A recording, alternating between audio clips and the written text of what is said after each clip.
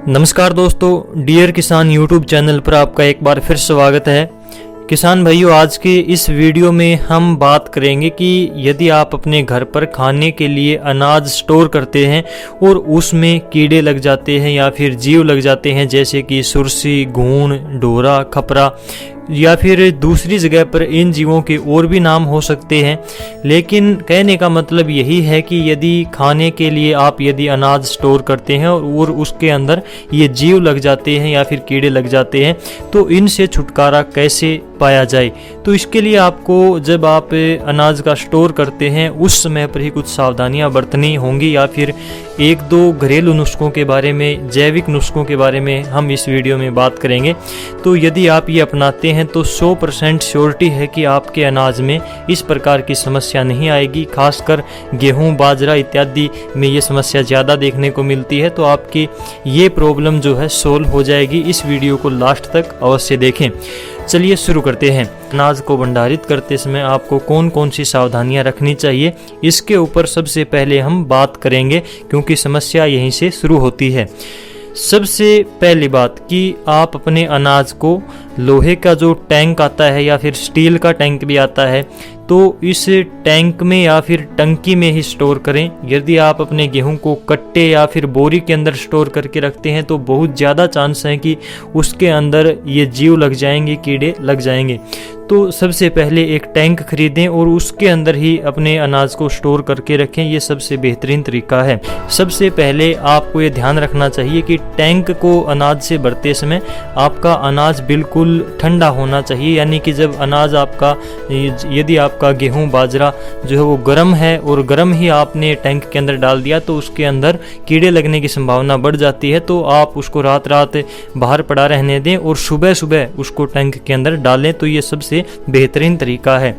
इसके बाद में अनाज के अंदर ज़्यादा नमी की मात्रा ना हो, नहीं तो अनाज खराब भी हो जाएगा और उसमें ये जो कीड़े लगने की समस्या है ये बहुत ज़्यादा बढ़ जाती है। तो अनाज में नमी ज़्यादा ना हो। कुछ किसान भाई क्या करते हैं, जहर की गोलियां जैसे कि सल्फास की गोलियां आती हैं वो अनाज के अंदर दबा कर रख देते हैं। उससे क्या होता है, कीड़े वगैरह तो नहीं लगते, कीड़ों से बचाव तो हो जाता है, लेकिन आप खाने के लिए जहर तैयार कर देते हैं। तो उस चीज़ का कोई फ़ायदा नहीं है, उल्टा उसका बहुत ज़्यादा नुकसान होता है।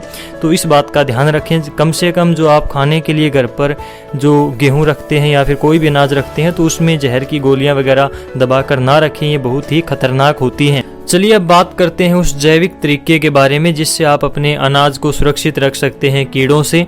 और काफ़ी किसान भाई इस नुस्खे का प्रयोग पहले से ही कर रहे हैं और उन्हीं के अनुभव के आधार पर हम आपको ये बता रहे हैं, तो आपको 100% रिजल्ट अवश्य देखने को मिलेगा। सबसे पहली चीज़ है नीम। ये बात आप जानते हैं कि नीम के कितने फ़ायदे हैं, कितने औषधीय गुण नीम के अंदर पाए जाते हैं। तो ये बहुत ही अच्छी चीज़ है और प्लस पॉइंट ये है कि ये कीड़ों से भी हमारे अनाज की सुरक्षा करता है काफ़ी हद तक। इसके साथ में हम गेहूं के अंदर माचिस डालते हैं। माचिस की तीलियां निकाल कर आपको बिल्कुल नहीं डालनी है, पूरी माचिस की माचिस ही आपको इसके अंदर डालनी है। तो ये दोनों चीज़ कैसे डालनी है इसके ऊपर यदि हम बात करें तो सबसे पहले नीम की बात करते हैं। नीम की टहनियाँ आगे से आपको तोड़कर लेकर आनी है और ये जो नीम की टहनियाँ हैं ये सुखाकर आपको नहीं डालनी है। सुखाकर डाल सकते हैं, लेकिन आपको सीधी आली की आली ही ताज़ा तोड़कर यदि आप लाते हैं तो वैसी की वैसी ही डाल देनी है, आपको सुखानी नहीं है। कोई दिक्कत वाली बात नहीं है। यदि आप सुखाकर डालते हैं तो वो थोड़ा कम काम करती है, लेकिन जो आप ताज़ा डालते हैं तो ये ज़्यादा इसके अंदर कारगर पाई गई है। जबकि आप छाया में सुखाकर भी इसको डाल सकते हैं। धूप में सुखाकर बिल्कुल भी नीम का उपयोग ना करें, इसके गुण समाप्त हो जाते हैं। तो नीम और माचिस का उपयोग हमें कैसे करना है, जैसे कि आपने स्टार्टिंग में टंकी में नीचे कुछ गेहूं डाले 1-2 बोरी, उसके बाद में नीम की 1-2 टहनियाँ डाली आपने, पत्तियों सहित आपको डालना है।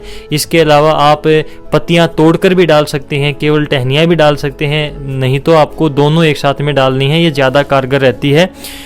नीम की 1-2 टहनियाँ और इसके साथ में 1 माचिस आपको डालनी है। इसके बाद में जैसे ही 3-4 कट्टे या फिर 1-2 बोरी टंकी के अंदर डालने के बाद में फिर से 1-2 टहनियाँ डालनी है और उसके साथ में 1 माचिस आपको फिर डाल देनी है। तो इस प्रकार से करते करते आपको टंकी को भर देना है, उसमें नीम की डालियाँ डालते जाना है, साथ में माचिस भी डालते जाना है। तो इस प्रकार से अपनी टंकी को आपको अनाज से भर देना है। और टंकी को भरने के बाद में उसको ऊपर से जब आप ढक्कन लगाते हैं तो उस ढक्कन को कागज लगाकर उसके बाद में उसके ऊपर ढक्कन लगाएं ताकि ऊपर से पूरी तरह से टंकी सील हो जाए। तो दोस्तों इस प्रकार से आप अपने गेहूं को कीड़े लगने से बचा सकते हैं। दोनों ही तरीके जो है एक प्रकार से जैविक हैं। दोस्तों यदि आप अनाज को सुरक्षित रखने के लिए कोई और जैविक नुस्खा जानते हैं तो कमेंट बॉक्स में अवश्य बताएं ताकि दूसरे लोगों को भी इसका लाभ मिल सके। चलिए आज की इस वीडियो में बस इतना ही। यदि आपको जानकारी अच्छी लगी हो तो वीडियो को लाइक करें और शेयर करें, और यदि आप इसी प्रकार की खेती किसानी से जुड़ी सभी प्रकार की जानकारी के लिए हमारे साथ जुड़े रहना चाहते हैं तो डियर किसान यूट्यूब चैनल को सब्सक्राइब करें ताकि हमारी आने वाली नई वीडियो आपको समय पर मिलती रहे। चलिए दोस्तों आज की इस वीडियो में बस इतना ही। मिलते हैं आपसे अगली वीडियो में कोई और जानकारी के साथ। तब तक के लिए नमस्कार, जय हिंद।